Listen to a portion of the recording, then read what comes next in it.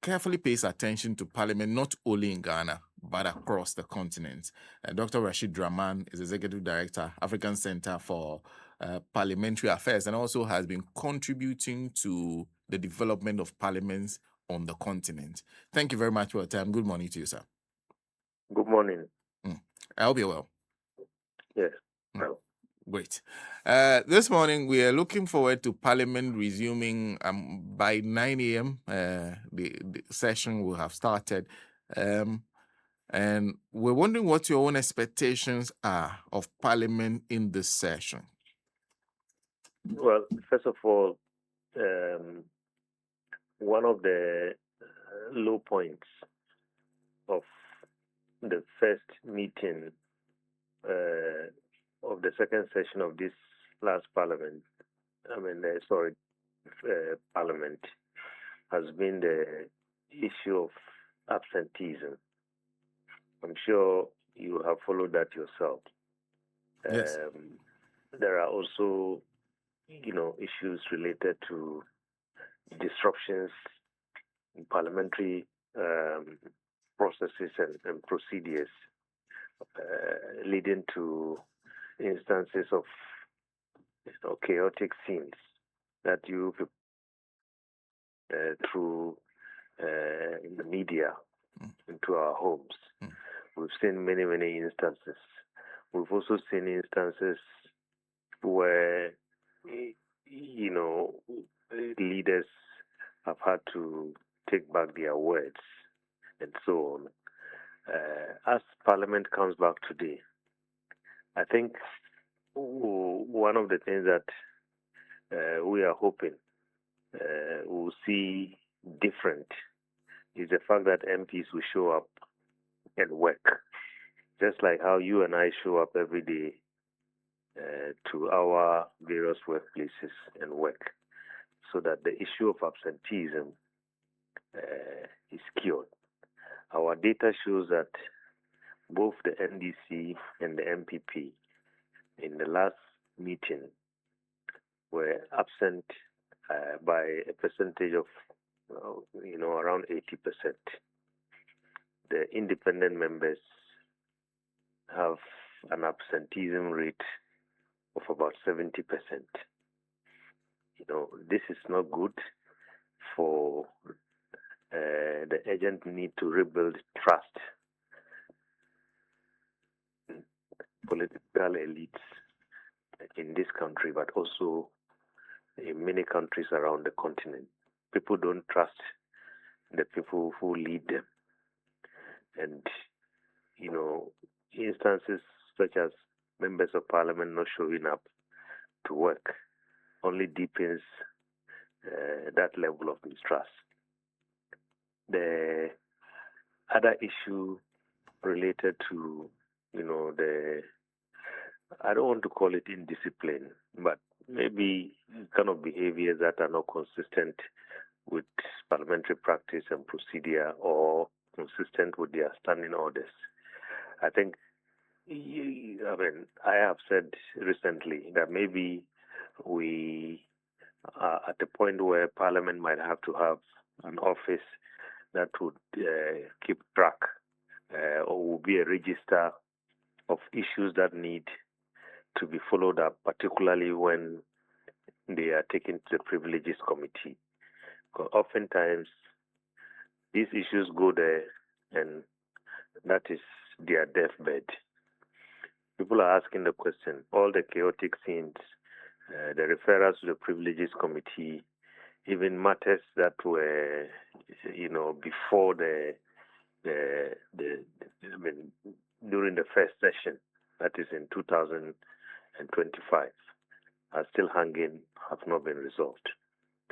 The other big issue that we hope would occupy the minds of our MPs is this whole issue of the independent member of parliament who is now in custody in Holland. Now, it's very curious that our parliament was bypassed, our government was bypassed, and all state institutions were bypassed when a warrant was issued for the arrest of this honorable member. I think it speaks volumes about our relationship with these countries and about how much they trust the institutions that run this country. The other issue, maybe, one final one, is the issue of Galamsey. For me, I think this is the biggest one because this issue is eating all of us up, whether you are in opposition or you are in government. We might wake up one day, we don't have water to drink, and all of us are afflicted by all kinds of diseases and so on.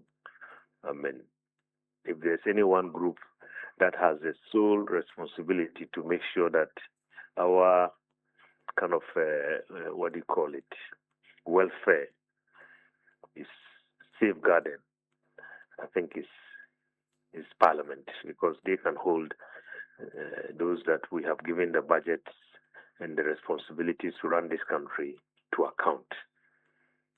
So these are some of our expectations as they reconvene this morning.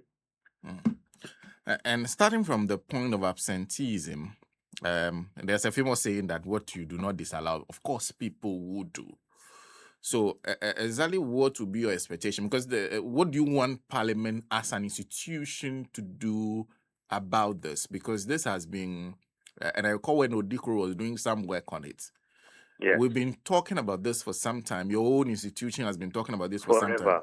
But it's not changing. Exactly what institutional measures do you think can perhaps help curb this that you expect the Speaker to lead?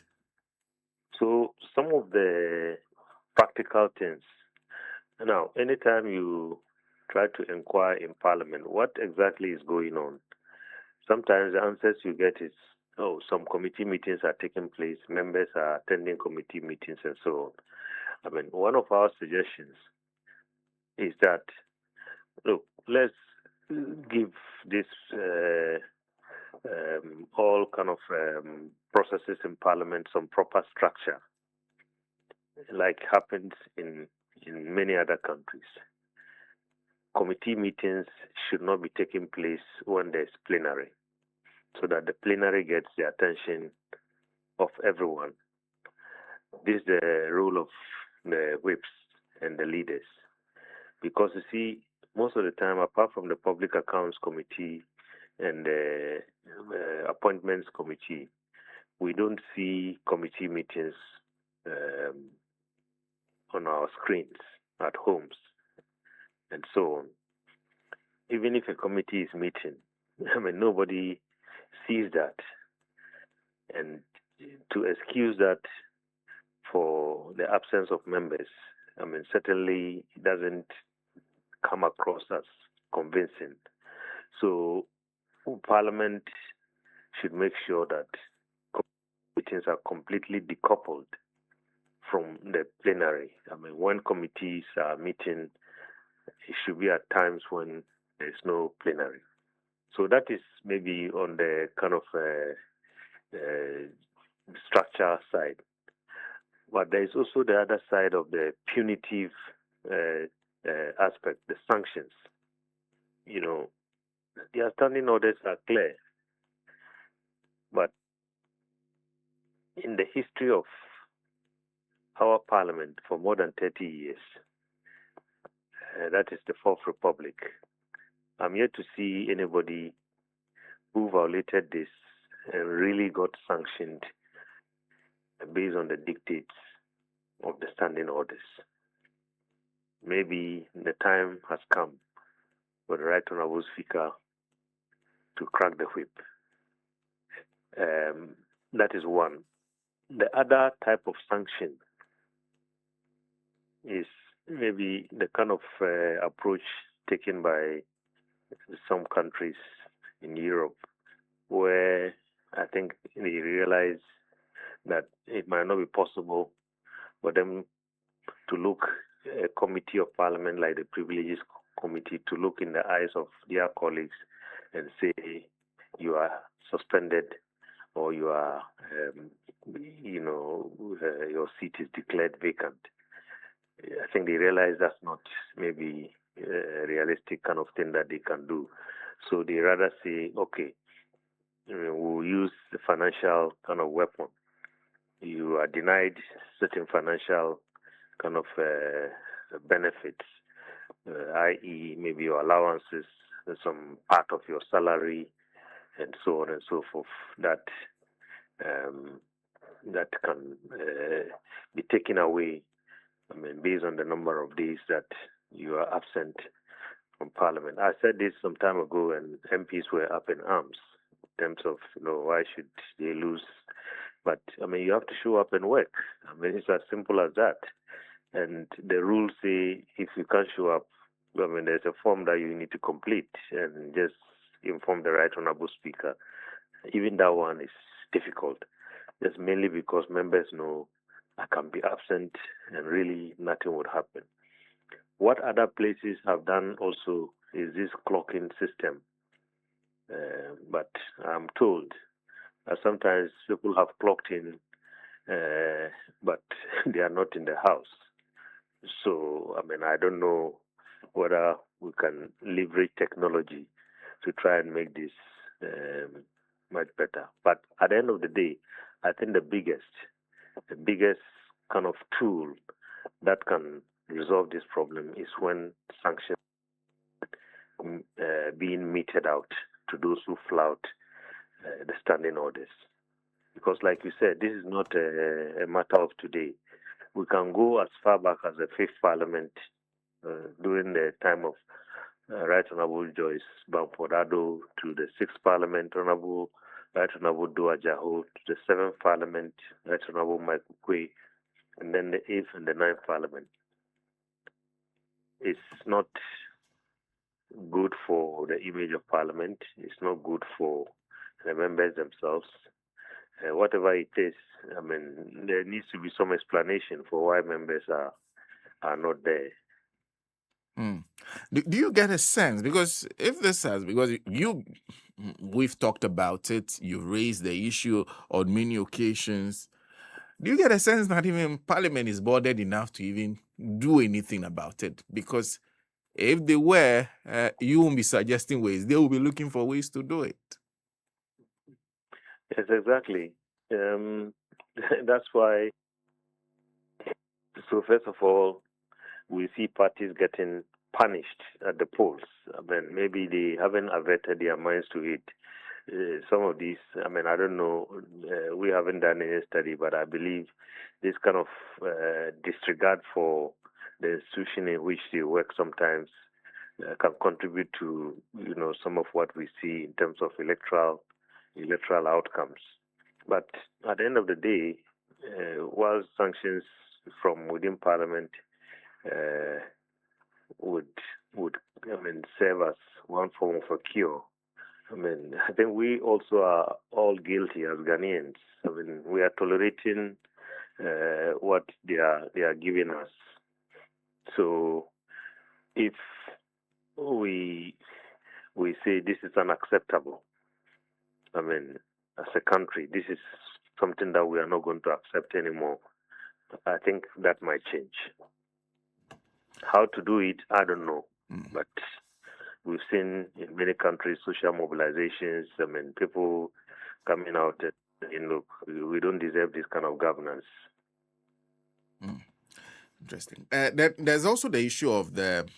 I realize you were highlighting the arrest of the Asante Akim North member of Parliament. Exactly what do you want to hear from Parliament? Because this is an ongoing. So these are prosecutions that will happen. Nobody knows how long it will take. What do you want Parliament to do, or perhaps say? Well, I think first of all, we want Parliament to cooperate with the authorities. I mean, in whichever country or countries are involved, so that if there's any information that is needed and so on, I think Parliament doesn't try to protect. The honourable member, if indeed he has questions to answer. But most importantly, as I said earlier, the worrying thing is how is it that all these institutions were bypassed by these, the Dutch and the Americans, because the chief whip from the majority says that a warrant was issued on the 22nd of April for the arrest of this honorable member. Why was Parliament not informed? Why were the security agencies in this country not informed? Why is the foreign ministry not aware? Is it that these foreign countries think that, if they get our state institutions involved, nothing is going to happen, this member will be protected? Where is the issue of cooperation in terms of when it comes to transnational kind of crimes and so on? Because these countries sometimes rely on our country for, cooperating with them in order to deal with all kinds of crimes. We've seen extradition orders. Some of them are currently ongoing. Why is it that our institutions were ignored and bypassed? And these are questions that Parliament needs to ask, because you see, we are in a club of nations, and we want to make sure that whatever system that we run here is trusted, because it has implications even for investment. Because if people think that your judicial system or your security system, cannot be trusted, well, whoever has money and he wants to come here would think twice, because if he or she has problems someday, he is not sure he will get a fair hearing or a good day in court. So Parliament has to be, concerned about this. So the questions of why did we not know about it? Why was there not an attempt made to go through us to get to him? Yes, I think that's a fundamental question that needs to be asked. Our security agencies have questions to answer. The American embassy, the Dutch embassy, whatever role they play. And here, maybe Parliament, through the foreign ministry, can get our foreign minister to come and answer questions, and other security agencies. And if they also need to get their counterparts in these embassies and missions in this country to answer, I think that needs to be done, because we want to run a country where there's the rule of law, because that's the foundation of the kind of democratic system that we are running, so that whoever breaks any law, he or she would have a question to answer, no matter his or her status in society. If people are afraid that because of somebody's status in society, he might not, have a fair hearing, or, the processes can be rigged, then you get some of these things. I'm just speculating, but I think our Parliament and our state institutions will need to try to find answers to this. On the matter of Galamsey, perhaps I'll come back to the matter of discipline before we conclude. But on the matter of Galamsey, exactly what can Parliament do? Because Parliament only seem to address their mind to government business brought before them, maybe make a few statements. What can they do to perhaps strengthen the current efforts? Well, they are the people that we elected. And they have a role to call anybody in this republic to answer questions. So the security agencies, the people in the executive, why is it that this matter is still eating us up when we have a very strong and well-respected military, a very strong and well-respected police? How can a few individuals have a field day every day, polluting our lands, taking our resources. Because illegal means people are taking these resources without any accountability, and they are destroying our environment. Of course, government has a huge responsibility, the first responsibility actually, because we elected them to fix our problems, and that is the elected body that should be asking questions of anybody in this republic. So they have a big role to play, and when the when the story is written, I think it will be said that all those who led us, during this time failed this country. And I believe Parliament will be at the top there because, everything stops in Parliament. The executive is given the responsibility to run this country, but through, the agreement of Parliament. Parliament gives budget. Parliament passes the laws that govern us, and so on, and the executive just simply executes. So, they have a responsibility. So many things that they can do to make sure that, this thing doesn't continue to eat us up. I don't know whether it's even too late now. See, let's conclude with perhaps, because you're talking about inaction, we've discussed this about how Parliament ensures that the conduct of members of Parliament is as is expected on the many issues that have gone before the Privileges Committee. What new are you expecting from Parliament? Because we talk about this on many occasions. How can they redeem their image on this issue? Yeah, one of the ways in which they can redeem their image is to make sure that nobody gets away with flouting the rules. Like I said, perhaps we have gotten to a point where the Right Honorable Speaker might have to crack the whip and make sure that if you are absent without permission and have flouted the standing orders, you go. If we don't make an example of a few MPs, this thing will continue. We'll talk about it in this 9th Parliament, and I believe we'll talk about it again in the 10th Parliament. Well, Doc, thank you. Thank you very much for speaking to us. Thank you. Thank you very much. Dr. Rashid Draman is Executive Director, Africa Center for Parliamentary Affairs, joining us on the line. And of course, major concerns people have, he's highlighted them. A big one has to do with the fact that Parliament seems to be playing a fast one on us. Whenever something happens, then they put together a privileges committee. Sometimes a committee hearing. Nowadays, they broadcast it publicly. We all watch. We all listen to the people. When they are done, no report is submitted. Nobody hears about anything again. Everything is like, we'll deal with it.